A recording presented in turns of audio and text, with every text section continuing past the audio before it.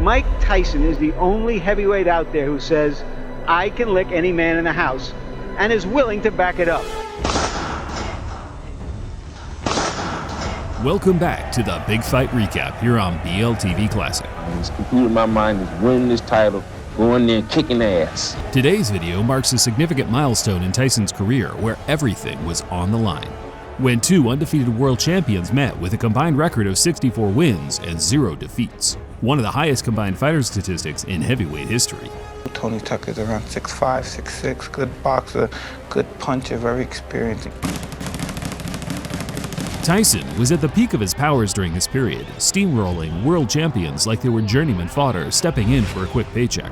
Yet, while Tyson grabbed the headlines, a new contender was rising from the shadows, keeping a low-key profile while climbing the ranks and perfecting his skills. Tony TNT Tucker. It's the first chance I get to get him out of there. I'm getting him out of there. I ain't wasting no time.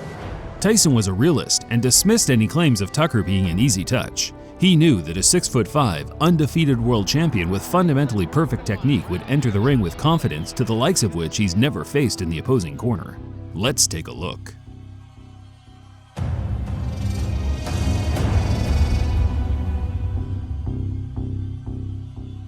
Joe Frazier, 26-0. Muhammad Ali, 31-0. March 8, 1971 marked the first time in the modern boxing era that two undefeated heavyweights met in a championship fight. Frazier's coming in wide open. Wide open. Ali versus Frazier would have been a blockbuster event regardless of their fight records. Still, the intrigue and mystery that an unbeaten clash offers is a unique and rare experience that grew exponentially in the hearts of fans as the decades passed. Muhammad is the greatest fighter ever lived. He should be put down in history. Ali's just a rope bender. All he did was lay up against the ropes like he was in a cradle. By the time Tyson rose to prominence, unbeaten clashes were all the craze, which began the modern formula in how we see fighters progress to title contention today. Fighting journeymen and has-beens in the hopes their records, as opposed to their skill set, will one day translate into lucrative prize fights. Tony Tucker, on the other hand, and since turning professional 6 years ago, has compiled over 20 professional fights, but no one's ever heard of him. Tony TNT Tucker's rise was no different from how you see most modern heavyweights progress, wiping out club fighters on small hall shows. Yet, underneath the padded record, a superlative skill set was purifying. Who is this unknown terror? The kind of fighter that has frustrated Tyson in the past. And one other thing, Barry, he has a 14-inch advantage in his hair length. Once crowned the #1 amateur heavyweight in the world, Tucker first graced the professional ring in the winter of 1980 and quickly put his well-refined skills to the test against, more or less, the entirety of the lower-tier American domestic scene. What stood out was the size, a 6'5", athletically built, quick and nimble heavyweight that moved with the swagger of Muhammad Ali and packed enough pop to KO 23 of his first 24 opponents. First chance I get to get him out of there, I'm getting him out of there. I ain't wasting no time. I don't want nobody to see no commercials. Offensively, Tucker looked the part with a snappy jab often being the gateway to set up his various combinations. Still, defensively, it took us 6 years to measure his capability, particularly how resilient he was, as he was matched up for his first big test against the ever-aggressive James Broadaxe Broad. On the other hand, Tony Tucker has been called by virtually everybody over the last 6 years the best unknown fighter in the world, and he's showing it right now. Tucker dealt with Broad in a classy manner, announcing himself to the boxing world in a big way, which in turn caught the attention of Iron Mike, as Broad meant more to him than just another peer. How about your relationship with James Broad there? He seems like he enjoys it too, the chance to go at it with you. It's got something. James Broad's like one of my best friends. Tucker wanted to strike while the iron was hot and challenged James Buster Douglas in his very next fight for the vacant IBF heavyweight title. Douglas made a good account of himself but was eventually worn down and ultimately stopped in the 10th round. A Mills Lane will stop the fight.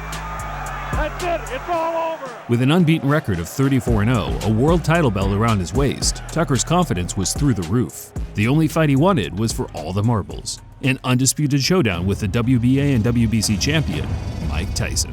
But, you know, Tony Tucker is a problem. This guy's 35-0. He's got a lot of experience.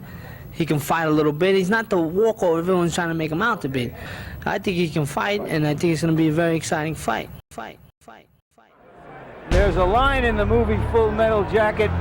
You can talk the talk, and you walk the walk. Tyson met Tucker on August 1st, 1987, at the Hilton Resort in Las Vegas. Tucker seemed loose and relaxed during the introductions, with the aura of a man confident in showing the world what TNT was all about. He needs to tie his man up, try to frustrate Mike Tyson. But is he strong enough to do that? Well, that was a good right hand by Tucker. That might have been the best shot that Mike Tyson has ever taken right there. For the first time in his career, Tyson looked human, as Tucker lured him into a well-timed uppercut that momentarily took his legs away. Tucker said when we talked to him, he said, I'm not worried about what he's going to do to me, I'm worried about what I'm going to do to him. That's confidence. Another right hand. He was an amateur. You know what's happening? Every time Mike reaches in, Tony comes with the right hand. Again, a right hand, but he took a right from Tyson. And another big right by Mike Tyson. Tyson finished the first strong, but Tucker was the clear winner, disrupting Mike's rhythm with his movement and jab. Well, Tony Tucker is a 10-1 underdog. He wasn't 10-1 in that round. He's putting 3-4 punches together. And he's following up with left uppercut, left hook.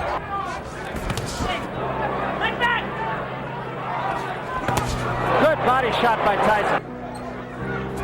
That was a good example. He really wants to frustrate Mike Tyson. As a referee, no nonsense guy. There was a good right hand again by Tucker.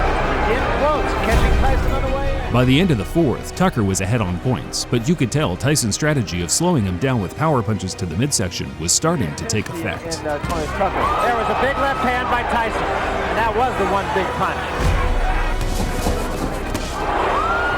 What a good shot. And Tyson with another left hand. A lead-off right. There was a right hand in close by Tyson. Just change up just a little bit, you understand? More jabs, bad intentions. Brody point with bad intentions. See by pushing your man off.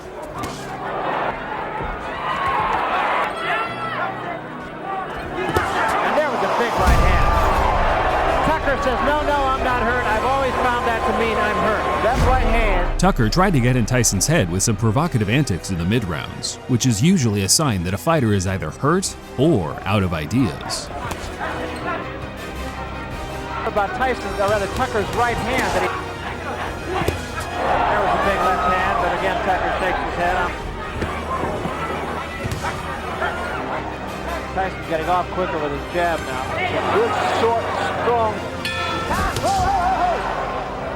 Now it appears the instinct for self-preservation has kicked in. As the championship rounds approached, Tyson started boxing a more intelligent fight, creating openings off the jab, which was something he did superbly when necessary. Get closer to the taller man, Tucker, and then he can throw his punches. Once again, though, you see what's happening here. The reason there's frustration is because of what Tucker's doing. He's tying his man up. Those little antics there sometimes work. Look at it!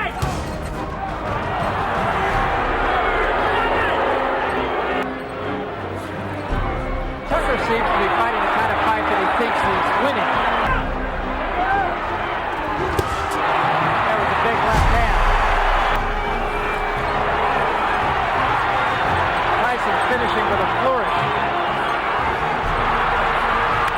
And so is Tucker. It's over.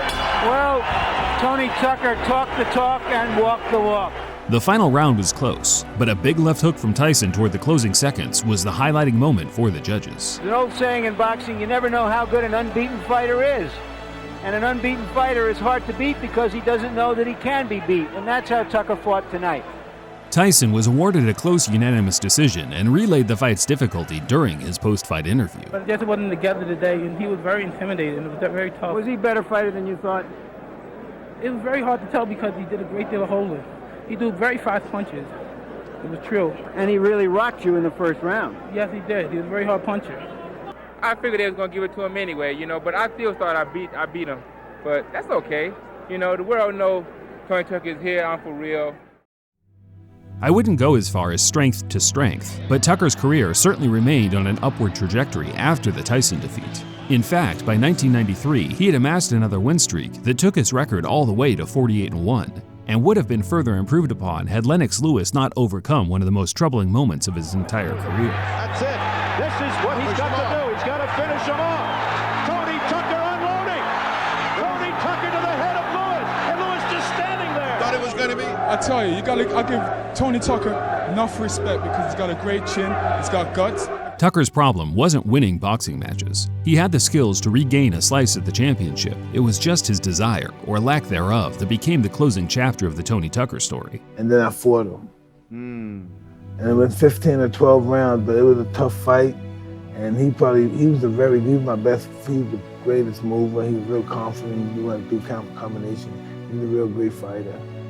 By Tyson's own admission, Tucker was one of the finest boxers of that period, but just couldn't recover mentally from his first loss, reverting back to his safe space of fighting club fighters for a livable wage. It's an odd choice, but not one myself, or many others for that matter, judge him for today.